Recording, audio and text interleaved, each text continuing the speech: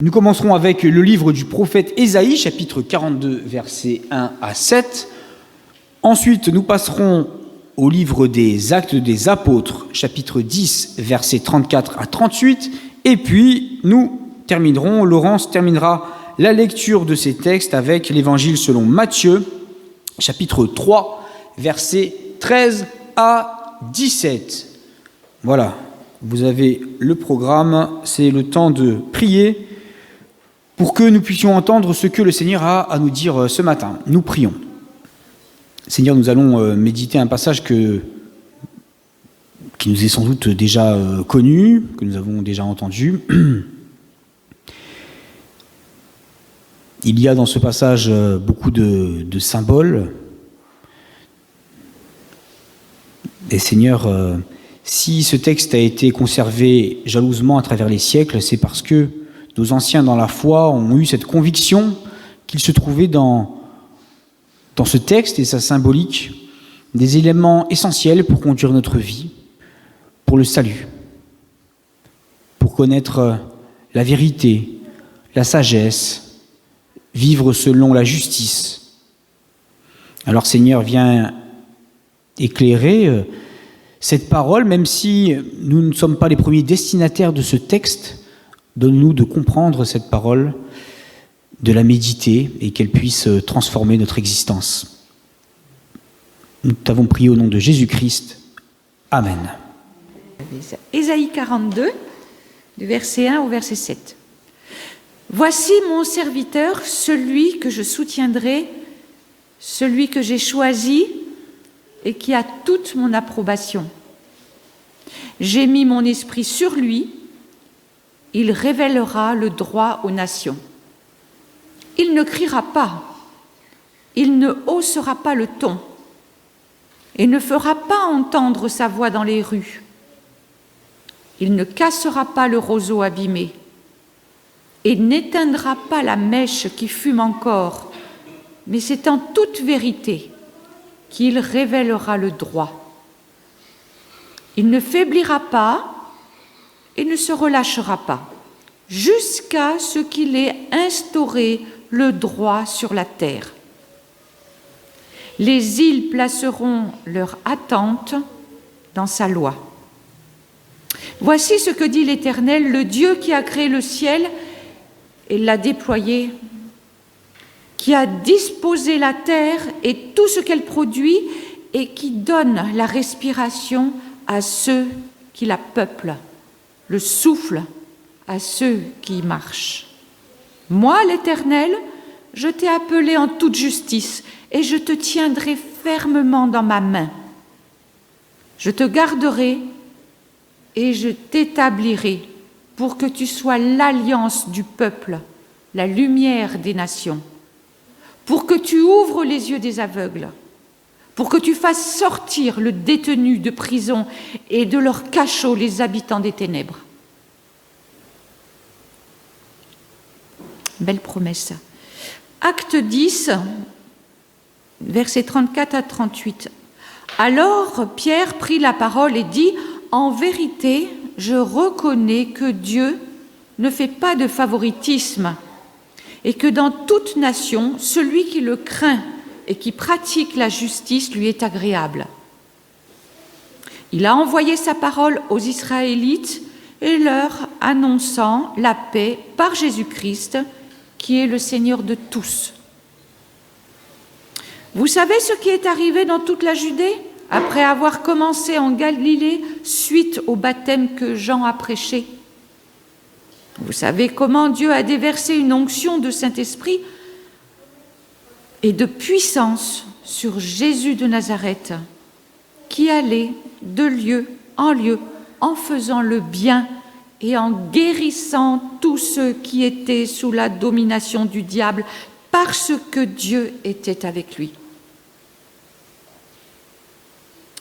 Puis Matthieu, chapitre 3, versets 13 à 17, « Alors Jésus vint de la Galilée jusqu'au Jourdain, vers Jean, pour être baptisé par lui.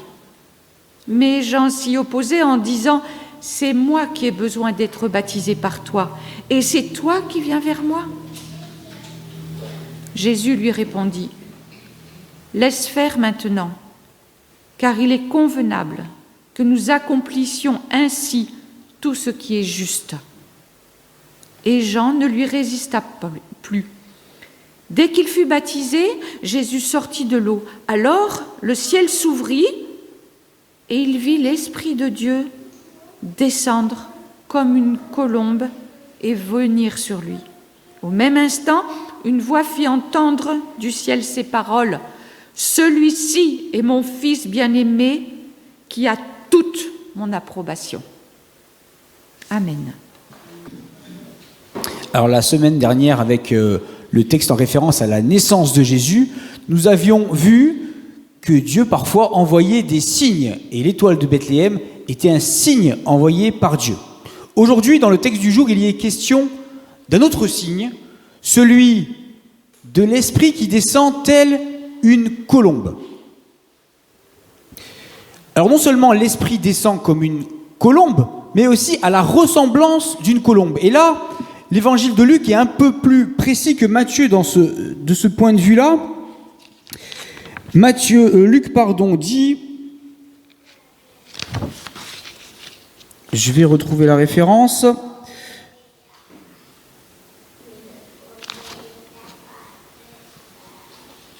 Voilà, Luc dit, le Saint-Esprit descendit sur lui sous une forme corporelle comme une colombe. C'est donc non seulement telle une colombe, mais sous la forme d'une colombe. Aujourd'hui, la colombe, on pourrait plutôt l'associer peut-être dans notre culture à la paix. En effet, depuis la fin de la Seconde Guerre mondiale et sous l'influence d'un tableau de Picasso, la colombe est le symbole universel de la paix. On utilise aussi parfois la colombe dans des mariages comme symbole de pureté à cause notamment de sa blancheur. Mais pour les témoins, pour les premiers témoins, pour les auteurs, pour les premiers auditeurs, lecteurs de l'Évangile, cette colombe, c'est d'abord un animal qui sert de médiation entre Dieu et les humains. Que ce soit dans la culture juive, dans la culture gréco-romaine, la colombe sert de médiation entre Dieu et les humains et est donc porteur d'un message de la part de Dieu. Pour être plus précis, que symbolise la colombe pour les premiers témoins, pour les auteurs et pour les auditeurs de ce récit et de cet événement? Je vous propose de relever 4 enseignements de ce symbole de l'Esprit qui descend comme une colombe. 4 enseignements de cette colombe. Et à chaque fois, nous tirerons 4 conséquences pour nous aujourd'hui de ces enseignements. Premier enseignement, cette colombe vient manifester, vient acter que Jésus accomplit les attentes, toutes les attentes de l'humanité. En effet, quand Jésus demande à Jean-Baptiste de le baptiser, il lui dit « Il est convenable que nous accomplissions tout ce qui est juste ». En disant cela, Jésus ne dit pas seulement qu'ils vont faire quelque chose de bien, il dit que par ce geste, ils vont accomplir les promesses de Dieu, ils vont accomplir les attentes du peuple de Dieu et de l'humanité. La colombe vient marquer le fait que Jésus accomplit les aspirations de l'humanité et les promesses divines. Ceci va être confirmé, va être attesté par la voix qui descend du ciel. Que dit la voix ? Elle dit, je vais essayer de retrouver rapidement la référence cette fois-ci dans mes petits papiers. « Celui-ci est mon Fils bien-aimé qui a toute mon approbation. » Cette voix, cette citation, elle renvoie au moins à 4 textes de l'Ancien Testament. C'est assez courant dans le Nouveau Testament qu'en fait on ait des citations de plusieurs passages à la fois, des allusions à plusieurs passages à la fois. D'abord, c'est une référence, Fils bien-aimé est une référence à Genèse 22 et à Isaac comme fils bien-aimé d'Abraham. Dans le récit de la Genèse, Abraham reçoit la promesse divine d'être une bénédiction pour toutes les familles de la terre. Mais dans le récit de la Genèse, cette promesse n'est pas confirmée. Dans le Proche-Orient ancien, quand on faisait une promesse, quand on faisait une alliance, on faisait aussi un sacrifice, on faisait couler le sang d'un animal. C'était une manière de montrer, de dire qu'on s'engageait par la promesse à la vie, à la mort. On faisait couler le sang pour attester cette promesse. Et dans le récit de la Genèse, cette promesse de bénir toutes les familles de la terre, elle n'est pas confirmée par un sacrifice. Et donc le sacrifice du fils d'Abraham, Isaac, est censé, dans le récit, donc c'est la toute fin du cycle d'Abraham dans le livre de la Genèse, est censé attester, confirmer cette bénédiction pour toutes les familles de la terre. Et que va dire Dieu à Abraham alors qu'il va sacrifier son fils Isaac? Eh bien, Dieu lui dit: je pourvoirai à l'agneau.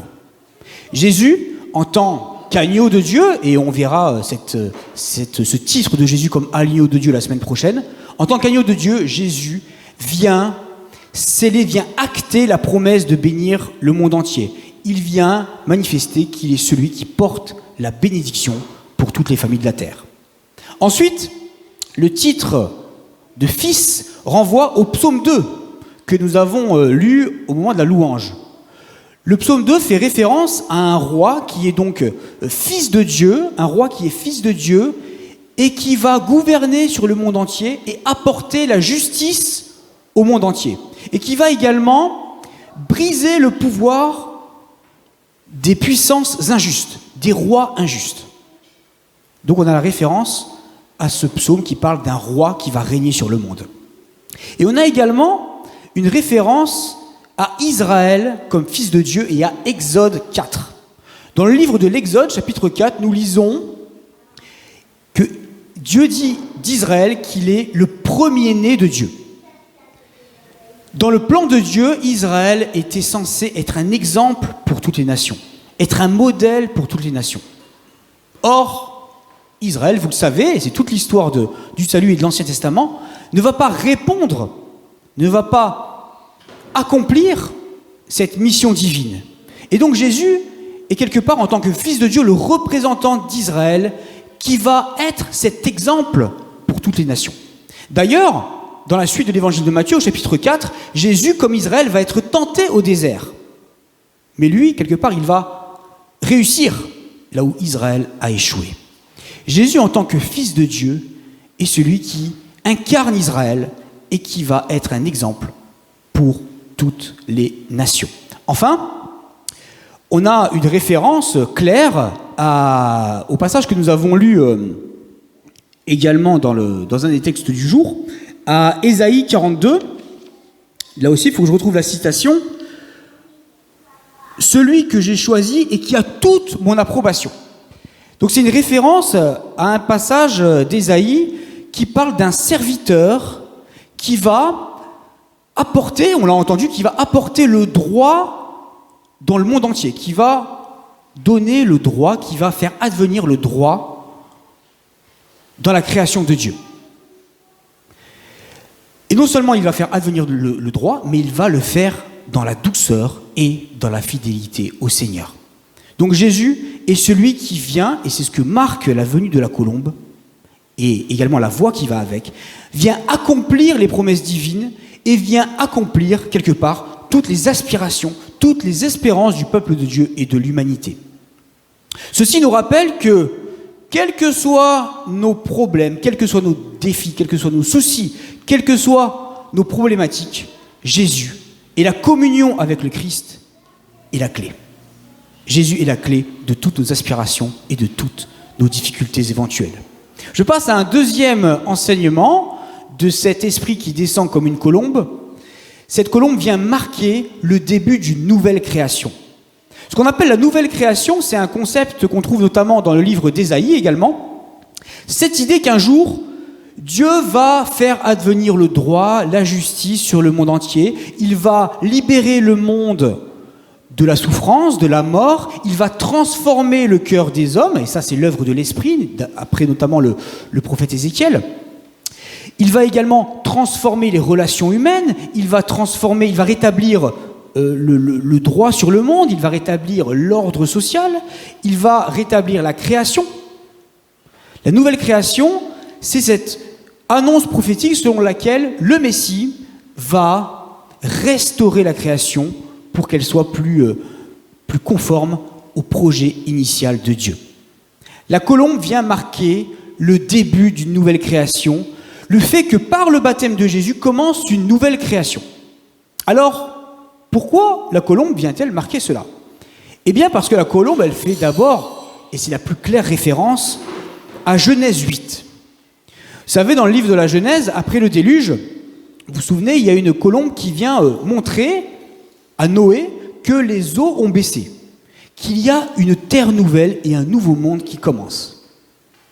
Et puis, et là on a une allusion un peu plus subtile, cette colombe qui descend du ciel renvoie également au tout début du livre de la Genèse et à ce qui précède la création du monde.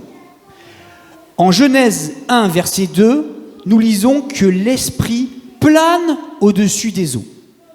Le fait que l'Esprit descende telle une colombe au-dessus des eaux du Jourdain, en indiquant Jésus, montre que Jésus porte une nouvelle création, un nouveau départ. Et d'ailleurs, le Jourdain est aussi un symbole de nouveau départ, de nouveau monde, puisqu'il s'agit, vous savez, de la rivière qui marque l'entrée de la terre promise. Les Hébreux, quand ils rentrent en terre promise, ils passent par le Jourdain.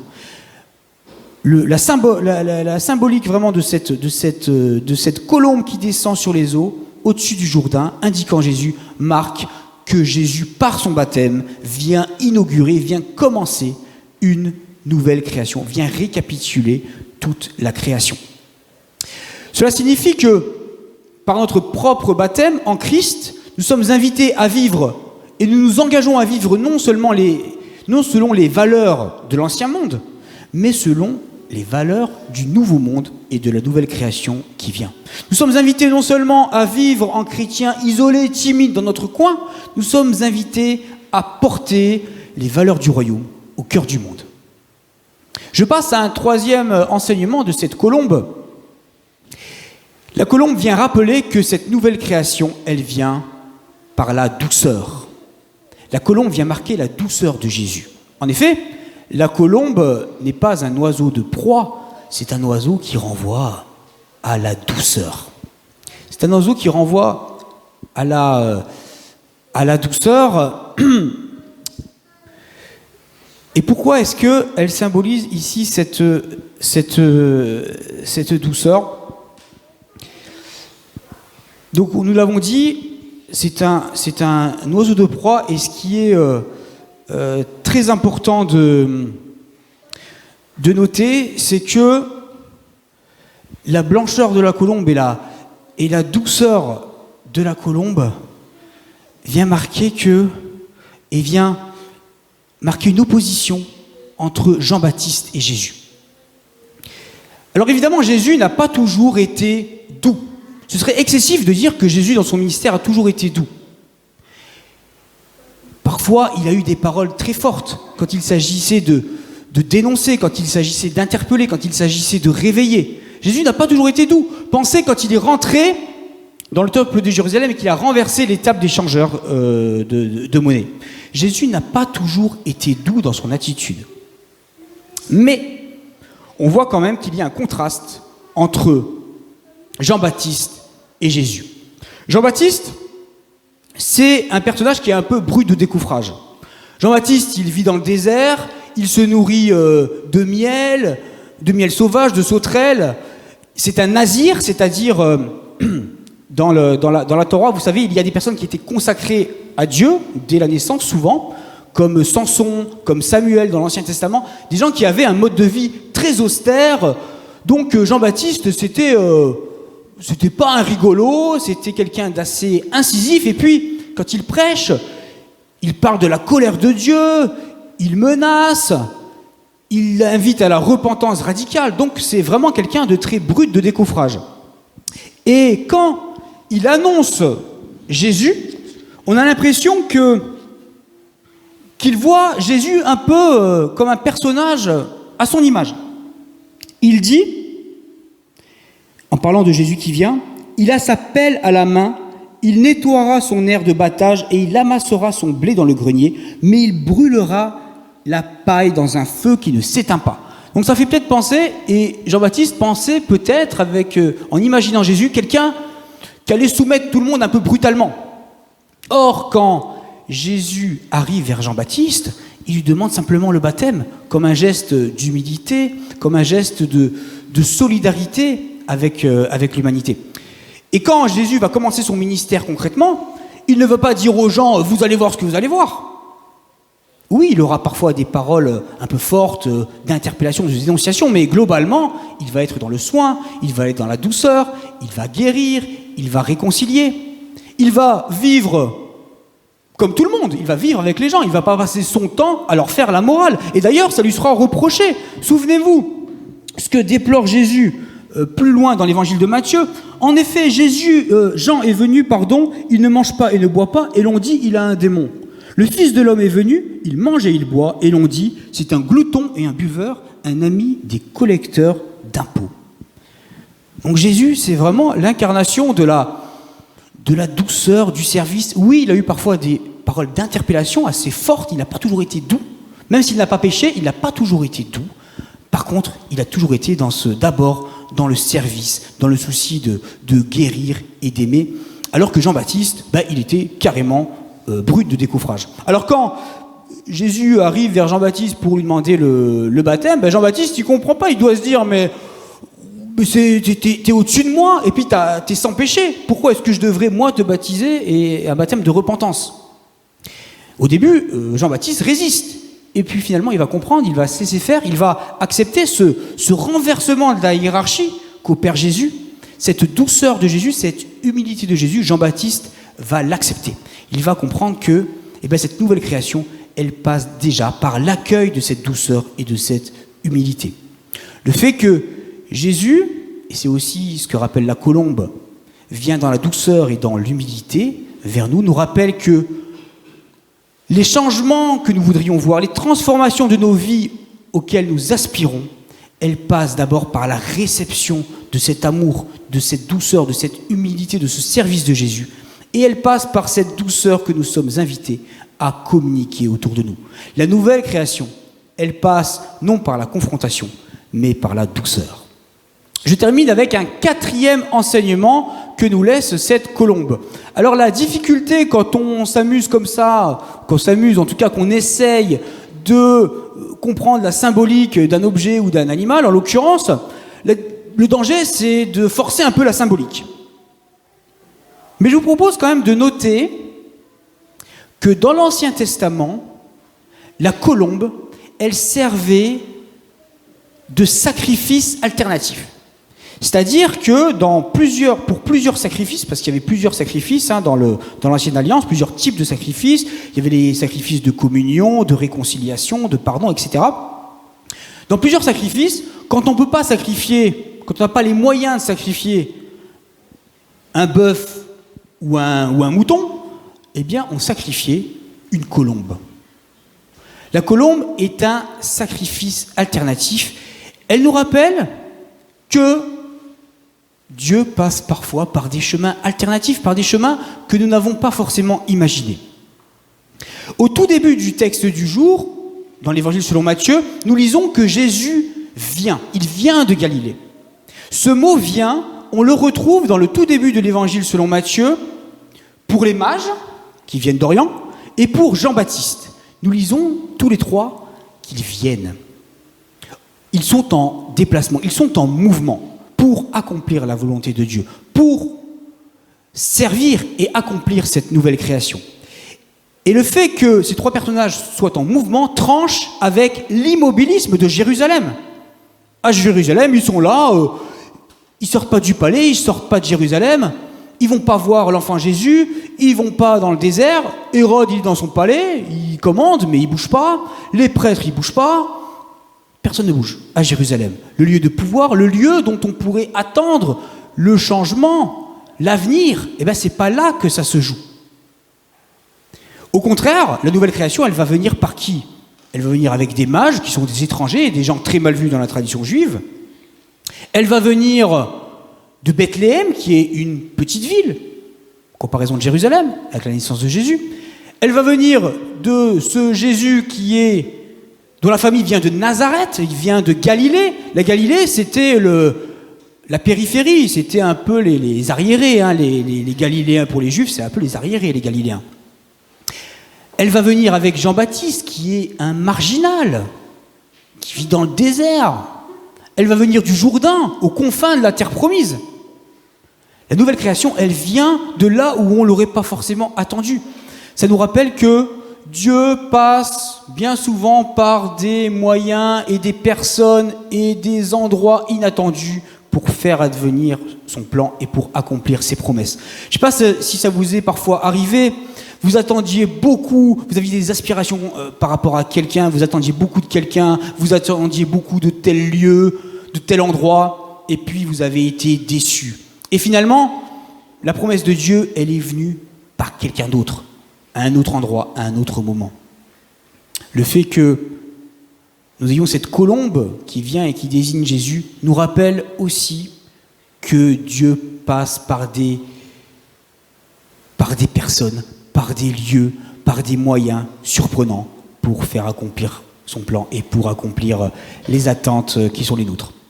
Voilà donc pour résumer, la colombe, elle symbolise le fait que Jésus accomplit toutes les aspirations de l'humanité.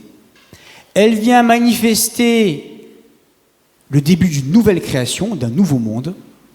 Elle vient signifier que ce nouveau monde y passe par la douceur. Et enfin, elle indique que Dieu passe par des moyens parfois inattendus et des chemins inattendus pour faire advenir son plan.